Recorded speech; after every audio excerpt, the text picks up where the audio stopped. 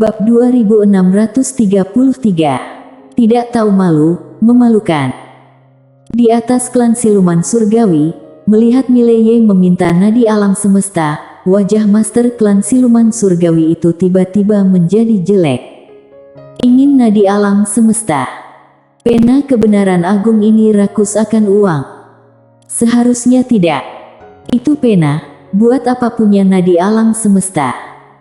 Mungkinkah Mileye ingin mengambil kesempatan untuk memeras? Memikirkan hal ini, wajah semua master klan siluman surgawi tiba-tiba menjadi jelek.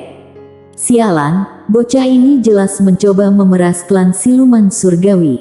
Tapi mereka tidak berani angkat bicara, toh guntur bencana masih ada.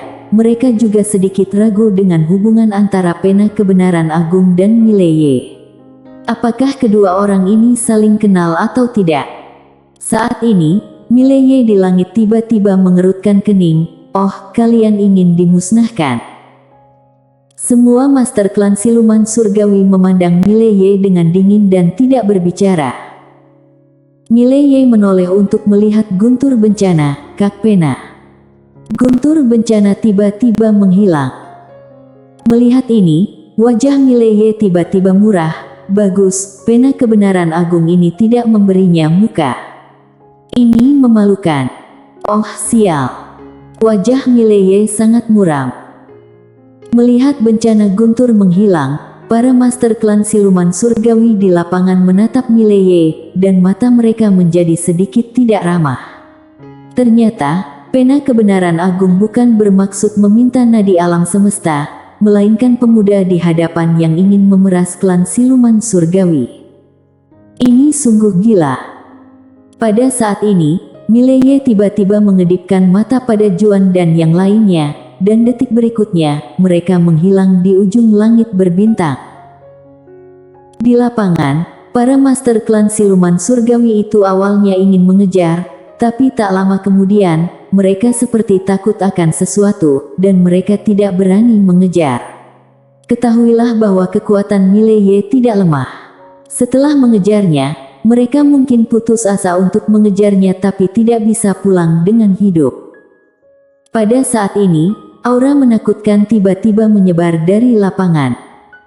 Semua orang menoleh untuk melihat, tidak jauh, seorang wanita cantik datang perlahan. Wanita cantik itu harus mengenakan gaun hitam panjang, dengan sosok montok dan wajah yang dingin. Melihat wanita cantik ini, ekspresi semua master klan siluman surgawi di lapangan berubah drastis, dan mereka segera memberi hormat, salam ketua klan. Ketua klan. Wanita ini adalah ketua klan siluman surgawi saat ini, Linia. Wanita inilah yang menyebabkan insiden Tievo saat itu. Linia melihat ke kedalaman langit berbintang di kejauhan, wajahnya tanpa ekspresi, matanya dingin dan menakutkan. Setelah beberapa saat, Linia tiba-tiba berkata, sampaikan tokennya, suruh Dwi dan RH segera kembali ke klan. Setelah berbicara, dia berbalik dan pergi. Setengah jam kemudian, Linia datang ke paviliun Xianbao sendirian. Ini adalah paviliun Xianbao di wilayah Dewa Siluman Surgawi. Klan Siluman Surgawi selalu memiliki hubungan yang baik dengan paviliun Xianbao ini. Begitu Linia memasuki aula, seorang wanita menyapanya. Wanita ini adalah Yuesa, ketua cabang paviliun Xianbao di sini. Yuesa tersenyum dan berkata, angin apa yang membawamu ke sini? Linia berjalan ke arah Yuesa, lalu langsung ke intinya, aku ingin semua informasi tentang bocah itu. Mendengar ini, senyum di wajah Yuesa langsung menghilang. Linia sedikit mengernyit, apakah itu sulit? Yao Yue menghela nafas dengan suara rendah, ya. Linia berkata dengan suara yang dalam, kamu dan aku berteman baik, apa kamu tidak bisa membantuku dengan ini? Yuesa melirik Linia, kalau aku tidak ingin membantumu, aku pasti sudah meninggalkan tempat bermasalah ini. Saat dia mengatakan itu, dia melirik ke samping, dan para pelayan di sampingnya segera mundur. Yuesa berkata dengan suara yang dalam, nama pemuda itu adalah Mileye, dia adalah VIP Super Pavilion Xianbao, dan sejauh yang aku tahu, dia memiliki hubungan yang sangat baik dengan ketua Pavilion Xianbao. Tapi hubungan mereka seperti apa, aku tidak tahu, aku hanya tahu bahwa ketua pavilion memperlakukannya sangat berbeda dari orang lain. Berbicara tentang ini, dia melirik Linia dan berkata dengan suara yang dalam, aku sarankan kamu, jangan melawan orang ini. Linia terlihat dingin, bukannya aku ingin melawannya, tapi dia ingin melawan klan siluman surgawi. Yuesa menghela nafas pelan, tapi tidak berbicara. Linia berkata lagi, tolong aku ingin semua informasi tentang orang ini, dan semua informasi dari kekuatan di belakangnya. Yuesa segera menggelengkan kepalanya. Linia sedikit mengernyit, tidak mau membantu. Yuesa berkata dengan suara yang dalam, bukannya aku tidak ingin membantumu, tapi aku juga tidak punya hak untuk menyelidiki kekuatan di belakangnya. Dengan levelku saat ini, aku tidak memiliki wewenang untuk menyelidiki dia. Linia sedikit mengernyit, misterius sekali. Yuesa mengangguk, sangat misterius. Saat dia mengatakan itu, dia menatap Linia dan berkata dengan serius, Linia, aku dengan tulus menyarankan agar kamu tidak bermusuhan dengannya. Orang ini misterius dan menakutkan.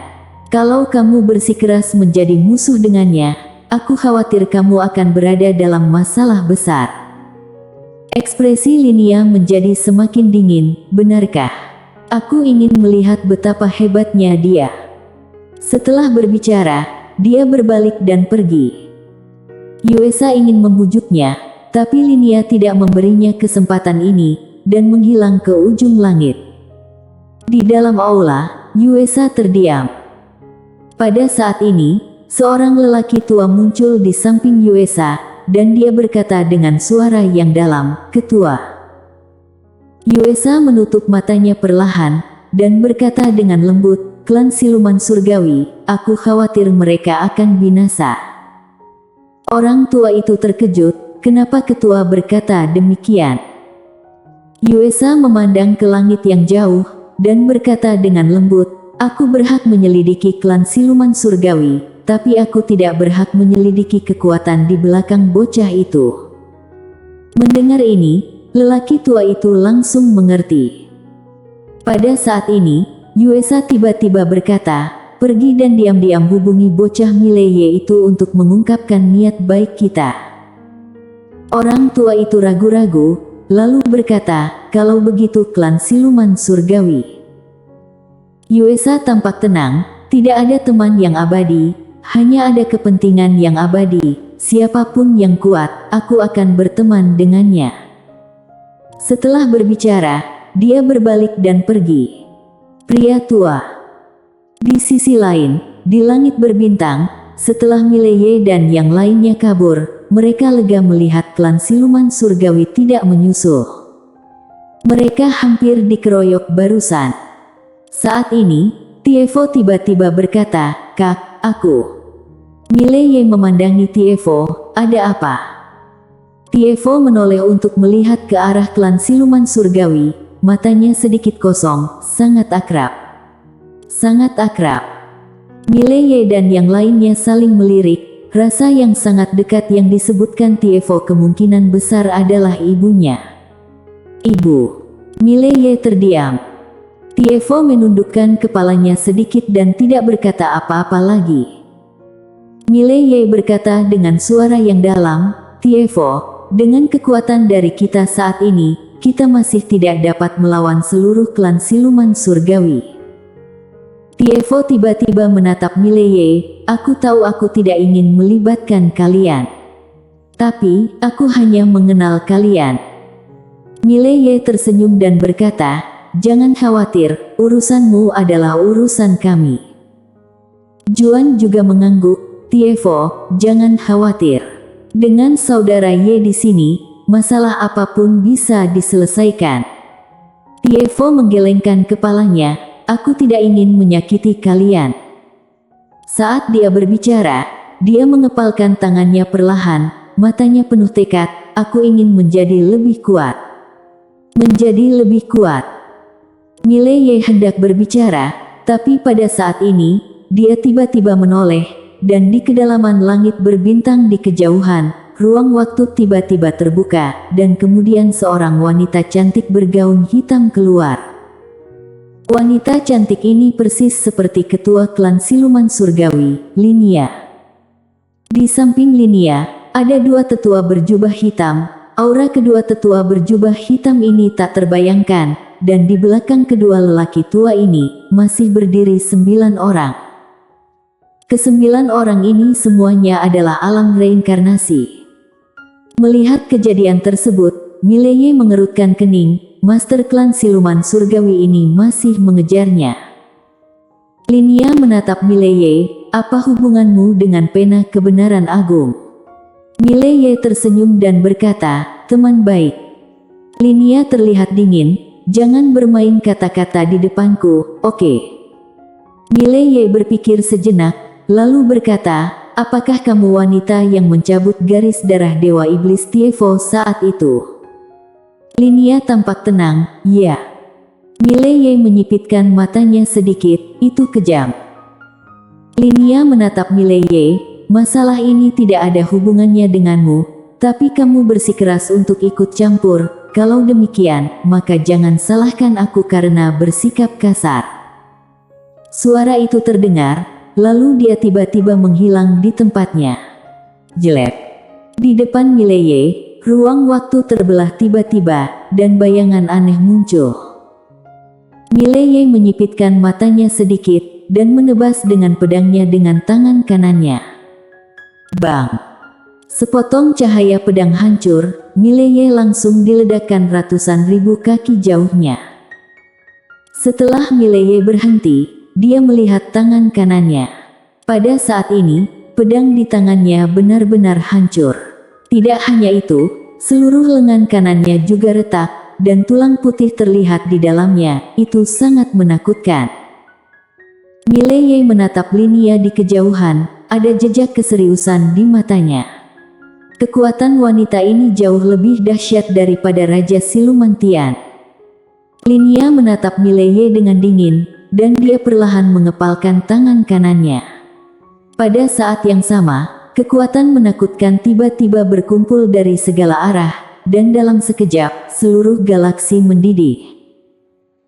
Mileye menyipitkan matanya sedikit, dan dengan erat memegang pedang di tangan kanannya, kekuatan yang kuat mengalir keluar dari tubuhnya, dan akhirnya mengalir ke pedang di tangan kanannya.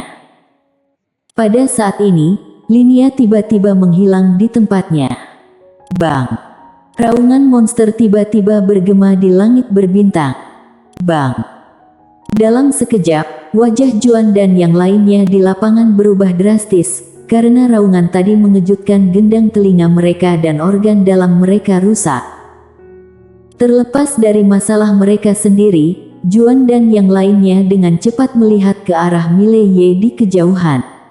Pada saat ini, Mileye tiba-tiba membuka matanya dan menebas dengan pedang. Tebas kehampaan. Dengan satu pedang, semua hal kembali menjadi reruntuhan. Bang! Langit berbintang di depan Mileye terhapus secara langsung, dan kemudian, kekuatan yang menakutkan tiba-tiba meledak. Bang! Mileye mundur puluhan ribu kaki dalam sekejap dengan pedang di tangannya, dan saat dia berhenti, sebuah tangan raksasa tiba-tiba jatuh lurus ke bawah dari atas kepala Mileye. Bang! Dalam sekejap, langit berbintang di atas kepala Mileye langsung terbakar. Di bawah, Mileye mengetuk ibu jarinya dengan ringan. Weng! Suara pedang membubung ke langit, menebas tangan raksasa itu. Bang! Tangan raksasa itu tiba-tiba terhapus. Melihat pemandangan ini, mata Linia menyipit dari kejauhan, teknik pedang apa ini? Di kejauhan, Mileye menyeka darah dari sudut mulutnya, lalu menyeringai, bukankah kamu akan tahu kalau membiarkanku menyodokmu sebentar? Linia tiba-tiba menjadi marah, tak tahu malu, memalukan. Aku akan mengebirimu. Mileye tertegun. Apa yang dia bilang? Kenapa bilang dia tak tahu malu? Bersambung.